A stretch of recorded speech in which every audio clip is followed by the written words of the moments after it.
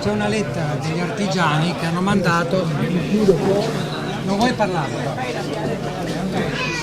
La lettera degli artigiani se ne va.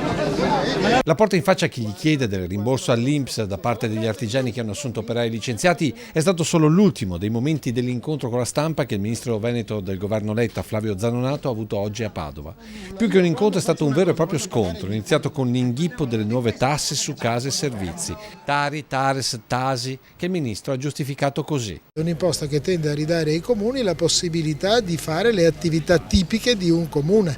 È un grande condominio dove bisogna risolvere i problemi delle manutenzioni delle strade, dell'illuminazione pubblica, della pulizia, delle manutenzioni degli edifici. Tutte queste cose qua bisognerà che qualcuno le paghi o no? Come è stato finora con le tasse attuali si potrebbe obiettare, ma passiamo avanti con la posizione del governo sui licenziamenti. Che il PIL è calato di 10 punti e non è che tutto rimane come prima, ci sono tutta una serie di conseguenze e una delle conseguenze è che purtroppo si restringe il mercato interno anche nel campo, per esempio, degli elettrodomestici. Peccato che la produzione di Susegana e di segmento alto finisca in gran parte all'estero, poi più nulla se non un inseguimento di giornalisti ad uno Zanonato sempre più infastidito.